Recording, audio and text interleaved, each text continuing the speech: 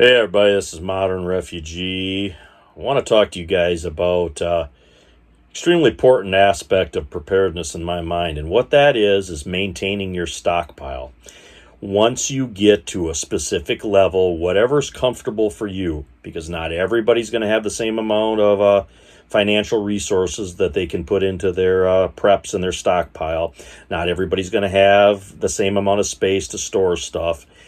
Everybody's stockpile is going to look different depending on their own personal circumstances. But once you get to that level, of your stockpile where you're comfortable with, whether it's, 2 weeks to 6 months, whatever it is. Once you get to that level, you need to maintain that level.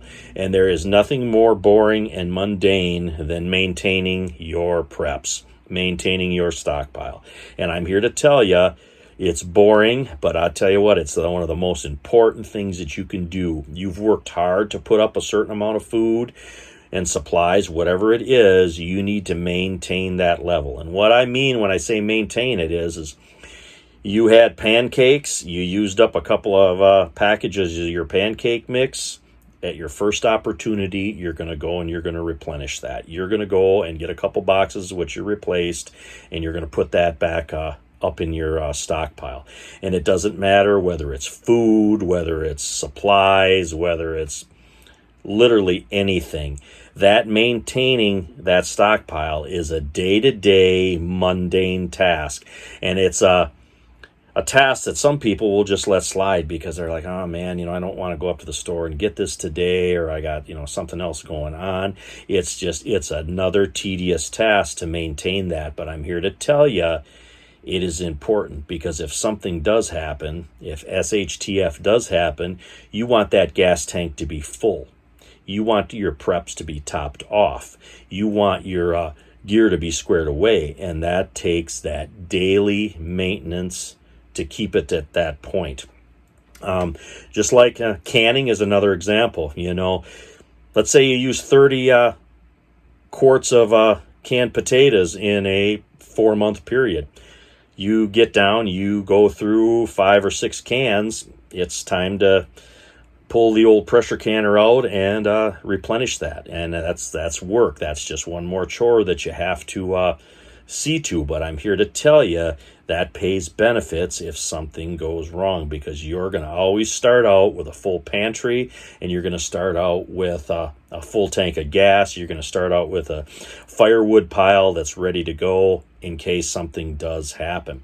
And there's also an added benefit I've noticed over the years when it comes to this sort of technique, the way I do this. You're not going out and buying huge carts of groceries, and you're not buying large quantities of stuff. You're buying smaller quantities of stuff. You're going to the store and you're buying a half a cart worth of stuff maybe, or a couple of bags worth of groceries when you come home, or you're going to the farmer's market or the bulk store and you're just buying a few things. You're not loading up cart after cart, and that gives you a certain amount of security when it comes to your OPSEC. You're not looking like a prepper that's pushing, 5-6 big bags of rice and 12 things of detergent and all this other stuff around in your shopping cart. You're just grabbing 1 or 2 things and you're replenishing your stockpile that you already have. You've worked hard at that stockpile, and don't be afraid to use it. That's another thing that I've noticed. People will get anxiety ridden when they have to dip into your preps. Oh man, I had to use this happened, whatever. I had to use some of this stuff up. That's what it's there for. Just go ahead and replenish that stuff at your quickest opportunity. And like I said, it's a mundane thing like canning. You're canning, you're like, oh man, I don't want to can anymore. I've been canning for, weeks already because all the stuff's coming in the garden. But it's just one of those things. You have to put your nose to the grindstone, and you have to keep going. You have to keep pushing forward, and you have to keep working through so you maintain that level, because maintaining that level is the most boring part of preparedness. But I'll tell you what, it is the most important part. It's just like cleaning your rifle when you're done shooting it. you never know when you're going to need that stuff. So you want to keep it in tip-top shape, and you want to keep everything squared away as much as you can, because you never know when you might need it. You know, that's the whole point of having this stuff, is you might need it one day. And but it's boring.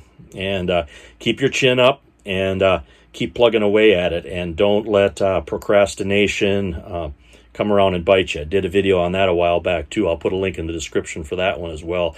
Procrastination is the bane of preparedness and preppers everywhere. So just stick to it. Look at preparedness like a marathon, not a sprint. But anyways, Modern Refugee. Appreciate all my subscribers out there. Hope you guys got a little information, a little entertainment out of this video, and something to think about. It may seem boring, and it's a tedious process, but always, always stay on top of your stockpile once you get it to a level you're comfortable at. Anyway, you guys have a good one.